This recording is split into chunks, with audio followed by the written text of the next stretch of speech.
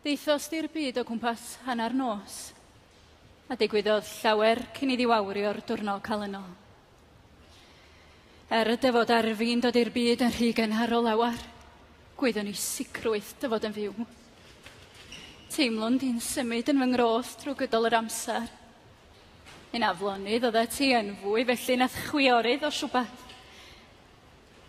Roedd ti'n rhy aflonydd i aros yn y twllwch dirgel, yn torri dy fol eisiau torri trwmol i na gweld y byd. Yn gryf ac yn barod amdano. Roedd Elen Esran o i llygaid a'i llais yn ynghysuro phopeth a wna'n deud wrth i fy byddwn yn iawn. Dechreuodd y poenau ddwysau am gollais unan y crescendo olaf hwnnw o boen. A deithos di i'r byd. Roedden ni'n disgwyl i'r munudau nesaf fod yn debyg i funudau cyntaf dychwiorydd di ar y ddiar. Elen Esran neu bychyn fodlon. Dyma ni meth bach i.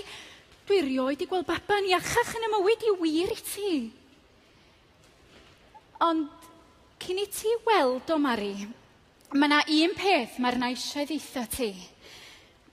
Mari, dwi wedi cael cip bach arno fo, ac mae yna ryw chydig o nam ar ei gefno. Ond mae e'n edrych yn hogyn reit iach un fath o styried popeth, ac mae liwon dda iawn hefyd.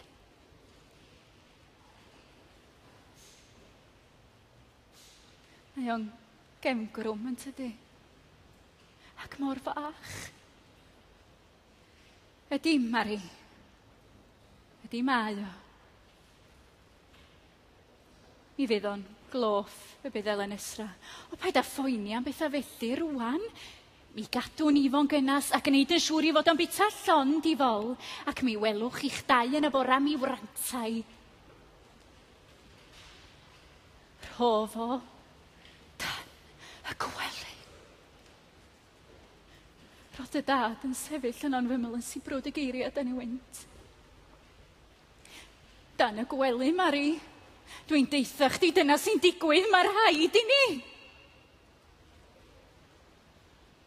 Yna, ferofais di o dan y gwely.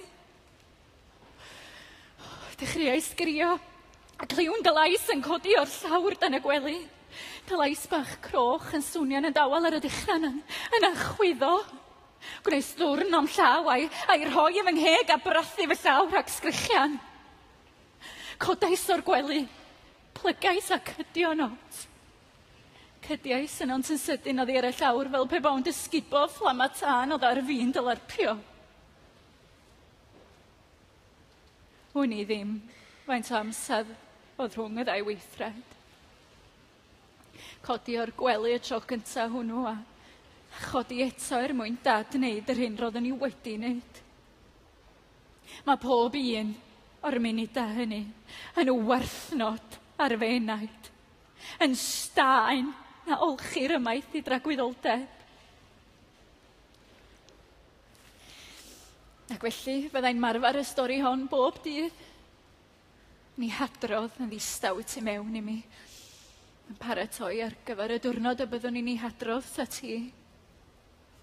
Dwi'n dal i'w myreinio a'i hymarfer a'i chyboli, yn geisio gysylltu'r holl un yna sy'n rhedag o ranna eraill o'm hanes i.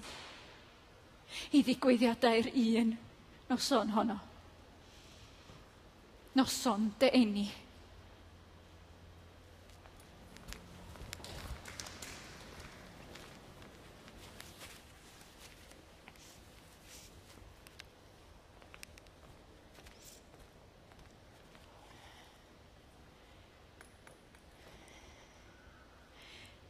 Es i fewn i cer pan o'n i 15.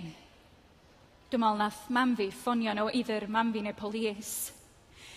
Es i aros yn cer am blwyddyn a wedyn nes i ddod yn dôl. Oedd y social services di roi fi mewn B&B achos o'n i'n homeless, ia. A wedyn nes i meet o Tom a wedyn mis o'n i disgwyl. A wedyn gath o cic allan achos o'n i di ffrio a wedyn nath o'n violent a whatever. A wedyn ges i tŷ yn Llanllyfni a nes i symud fewn fo Tom. A wedyn oedden ni'n ffrio lot adeg yna, ia, os oedden ni'n ôl ymlaen o ti mam fi, a siendio fyny jyst yn gadael o. A nes i fynd i Women's Refuge. O'n i jyst eisiau mynd i fanna fel sa fo ddim yn ffendio fi, a wedyn nes i ddod yn dôl ar ôl 10 mis achos o'n i eisiau dod adra. So nes i ddod adra at mam fi, a wedyn nes i nôl efo Tom. Dwi'n meddwl, o dwi'n siŵr. A wedyn nes i mitio Mark. A dwi still madly in love efo Mark, ia. A dwi'n mynd all pam di o cael dod yn dôl, ia. A ella iawn oedden ni'n ffrio, ia.